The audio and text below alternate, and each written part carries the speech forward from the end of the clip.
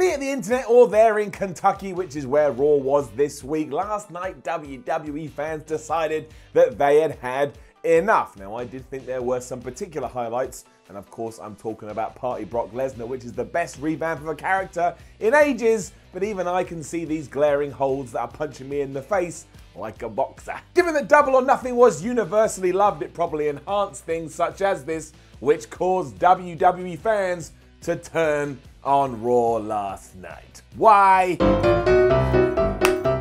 Here's why.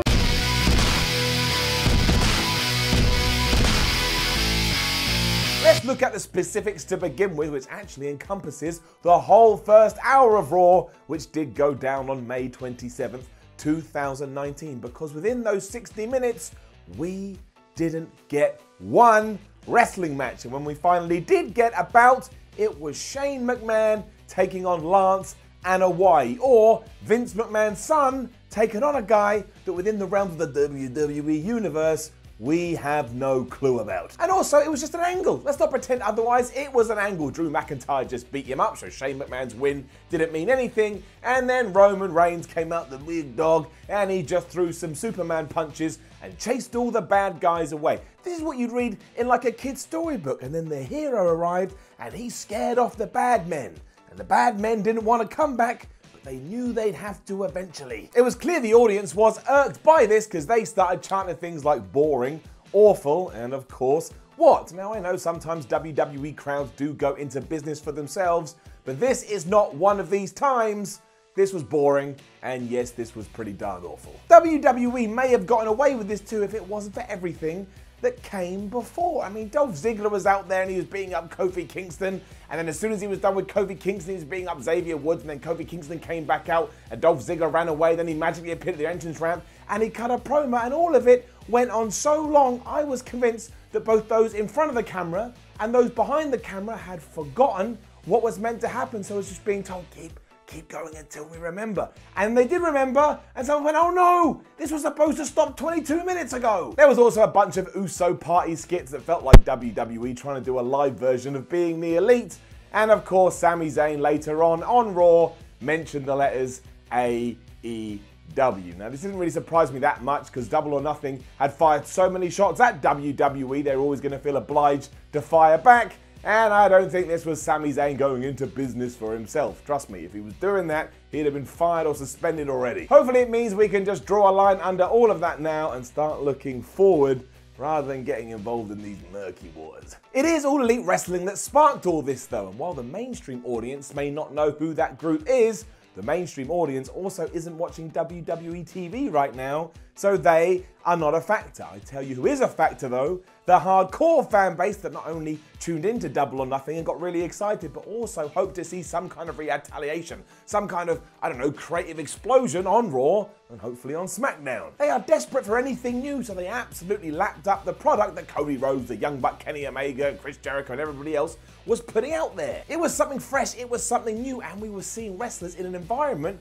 we haven't seen them before, even Omega to a certain extent, because all his huge matches have happened over in New Japan, but now we're getting to see them in a Western organization. That doesn't like make the world of difference, but if you're a WWE fan, maybe that just speaks to you a lot easier because New Japan does do things a little bit differently. The old idea has always been that when Vince McMahon's back is pushed into a corner, he comes out fighting, and he does that with creativity, which is why on Raw, I bet there was plenty of people going, oh man, I can't wait to see what they're going to do. And I kind of understand what WWE was attempting. If they had watched Double or Nothing, maybe they went, well, nobody can do angles like us, nobody can do storylines like us, nobody can do brawls like us, so we'll book the first hour just to be focused on that.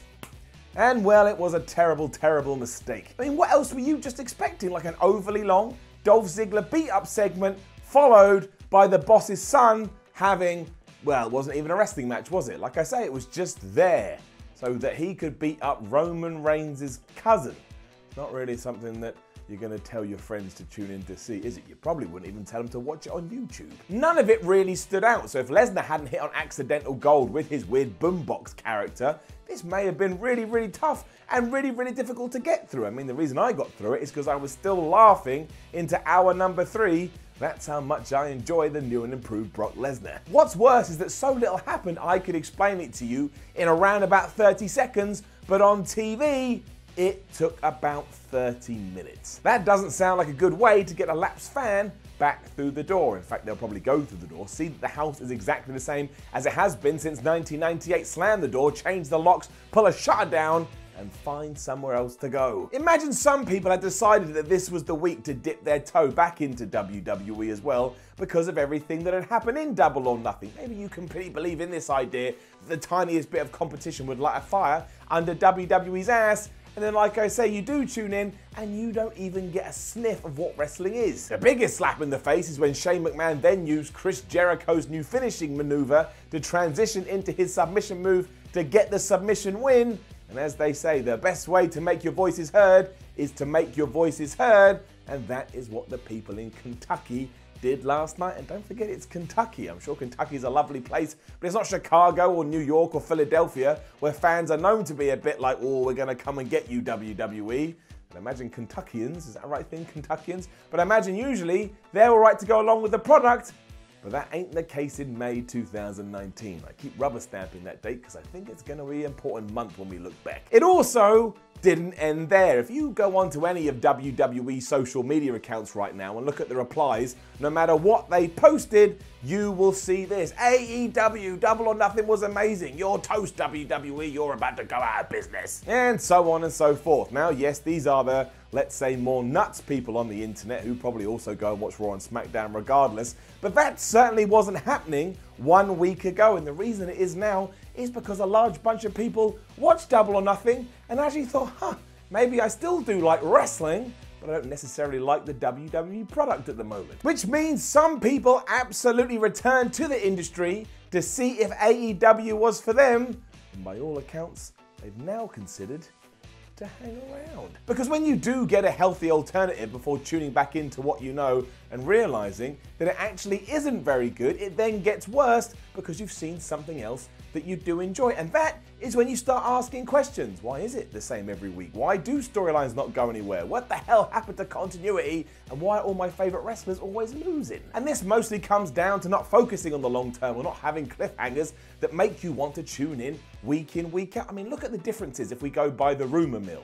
Vince McMahon apparently rewrites Raw when the show is going on, whereas AEW has already proven they're looking down the line. We've got Hangman Page versus Chris Jericho for the AEW World Championship. And before we get there, we're also going to get Hangman Page versus MJF, as well as Chris Jericho versus John Moxley. I mean, we don't 100% know that's the direction we're going in, but we've had enough hints. So if they do it, they've established exactly what they wanted to establish, so you don't have to be surprised. You know what's out there, and if it sounds good, go and watch it. You'll definitely get it, then you'll feel satisfied. I don't want this to become WWE versus AEW either, because I genuinely love both, and I mean that from the bottom of my heart. I'm not going to pretend otherwise, and yeah, if we do look at Raw, I loved everything with Brock Lesnar, like I said, and Braun Strowman yelling at The Miz about the birth of his new child made me so happy. I don't think anything else that happens for the rest of the year will make me feel as elated as that did. Even that 24/7 championship was fun for a little while, even though it seems like WWE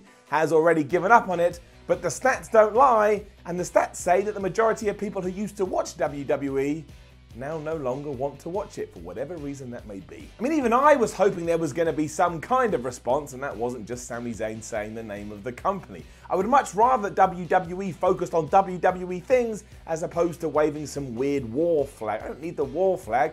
Why didn't you do something better with Sami Zayn and put him in a proper feud? I mean, who the hell is Sami Zayn feuding with at the moment? I really enjoyed his match with Seth Rollins, but I already know next week that's going to be forgotten about. And if nothing else, the one thing WWE doesn't want as it travels the good old US of A is a bunch of crowds that start chanting AEW. That will piss them off sooner rather than later, even more so than those CM Punk chants. Because look at it like this, if you go and Google CM Punk, you do get a very interesting story, but it has a definitive endpoint.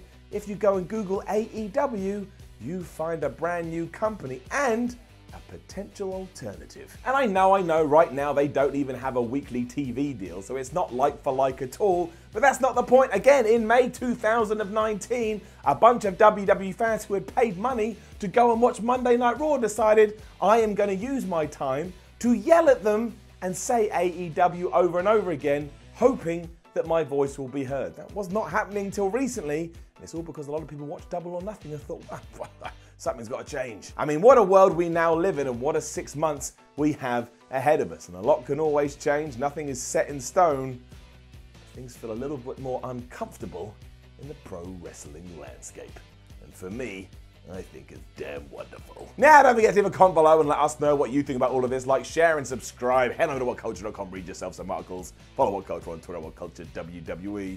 And watch more videos here on What Culture Wrestling. We got WWE, we got AEW, we got John Moxley, we got lists, we got everything you damn well need. I'm Simon from What Culture. Thank you very much for watching the Y series, and just to draw a line under it so there's no confusion. Again, I want WWE to succeed and I want AEW to succeed, but I also think that if a rival company does go out there and puts on a show that gets the kind of response that Double or Nothing did, and I promise you, it really smashed it in a lot of sense, even here on What Culture, we saw the popularity go through the roof as people got excited about it. You can't just ignore it, and you can't stick to the status quo. When you stick to the status quo, that's when you get old, and that's when you get left behind. I believe in WWE, I know you can do it, and I hope by the year 2030, we do have 2 companies sat on top. In fact, I hope we have 9.